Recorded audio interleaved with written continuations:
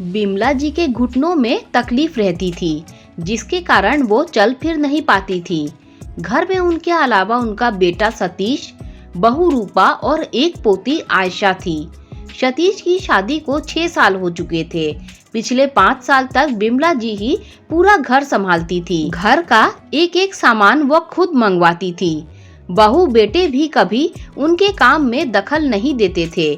बिमला जी पूरे रौब के साथ घर में रहती थी। सतीश और रूपा पर पूरा कंट्रोल रखती थी। कहाँ जाना है, आज घर में क्या बनेगा, घर में कितना राशन आएगा।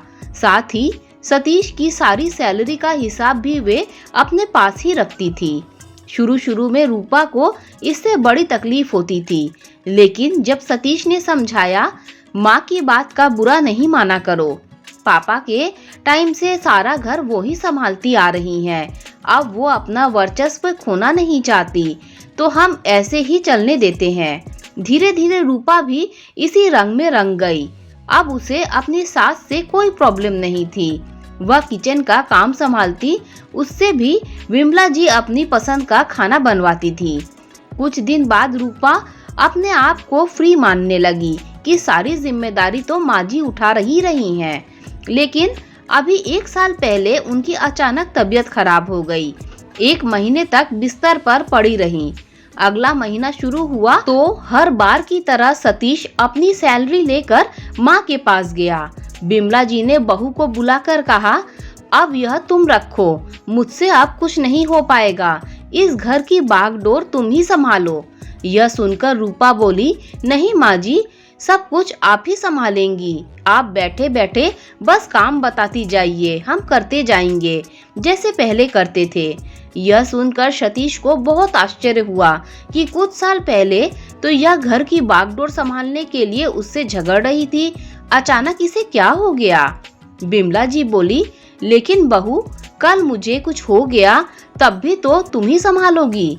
रूपा ने जवाब दिया, नहीं माँ जी, आपको कुछ नहीं होगा, आप ही संभाल रही हैं, आप ही संभालेंगी। उस दिन से बिमला जी का स्वभाव बदल गया। उन्हें बहू के रूप में बेटी नजर आने लगी। पहले वो सारा कुछ अपने हाथ में इसलिए रखती थी कि कहीं मेरे बेटे और बहू मेरे ऊपर जुल्म ना करने लगे, कहीं बेटा आंख ना बदल ले, कहीं मुझे घर से निकाल ना दे। रूपा पहले की तरह ही माँ जी की पसंद की सब्जी बनाती थी।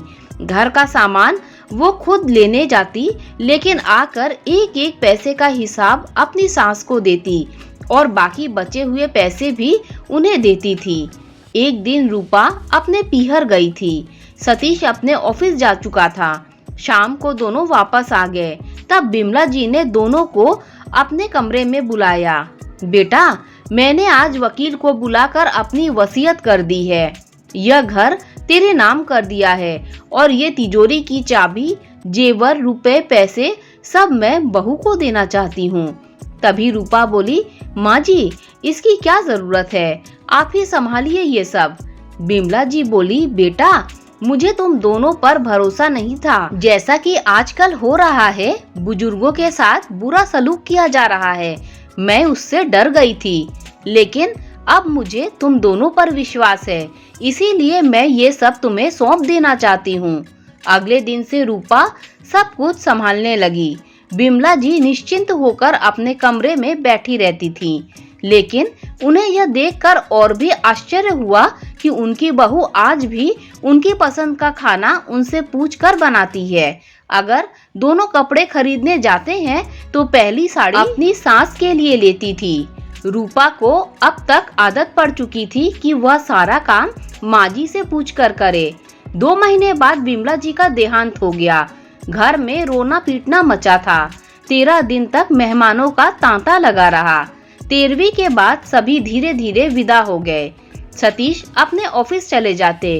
रूपा और उनकी बेटी दोनों घर में अकेले रह जाते, लेकिन रूपा को कुछ भी ध्यान नहीं रहता। वह कुछ भी काम करने से पहले, जहाँ तक कि खाना बनाने से पहले भी माँ जी के कमरे में पहुँच जाती उनसे पूछने। खाली पलंग को देखकर उसकी आंखों में आंसू बहने लगते। एक दिन वो उस कमरे की सफाई कर रही थी, तभी उसे एक खत मिला। उसने खत पढ़ा तो उसके ही नाम था। उसमें लिखा था, बहू मैं जानती हूँ तुम मेरे जाने के बाद भी मेरे कमरे में मुझसे पूछने आओगी कि माँ जी क्या बनेगा, क्योंकि तुझे मेरी आदत पड़ गई है और आदतें इतनी जल्दी नहीं बदलती। लेकिन बेटी अब अपनी गृहस्थी संभालना सीख ले, अपने तरीके से अपनी गृहस्थी चला। हमारा समय और था, तुम्हारा समय और है। अपनी पसंद का खाना, बाहर घूमना, अपनी पसंद के कपड़े खरीदना, ये सब तुझे अकेले ही करना होगा।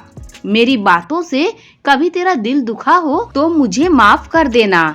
मुझे पता है जब तक मैं थी तू बेफिक्र थी, लेकिन अब तेरे सर पर छत नहीं है, तुझे ही छत बनना पड़ेगा जिसके नीचे तेरा पति और तेरी बेटी सुरक्षित रहे और बेफिक्र रहे।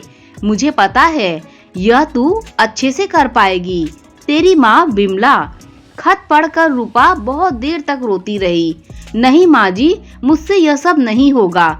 मुझे वाकई ऐसा ही लग रहा है जैसे मेरे सिर पर छत नहीं है और मैं खुले आसमान के नीचे हूँ, जहाँ बारिश, आंधी, तूफान सब आएगा। खत को कई बार पढ़ने के बाद रूपा ने उसे सहेज कर रख लिया। कुछ ही दिनों में वह एक माँ की तरह पूरा घर संभालने लगी। जब भी उसे कोई परेशानी होती, वह उस खत को निकालकर पढ़ती और दृढ़ता से डटकर हर मुश्किल का सामना करती। रूपा को हर समय लगता कि बिमला जी अब भी उसके साथ खड़ी है। दोस्तों, अगर आपको ये कहानी अच्छी लगी हो तो लाइक, शेयर, सब्सक्राइब कीजिए। Thanks for watching this video.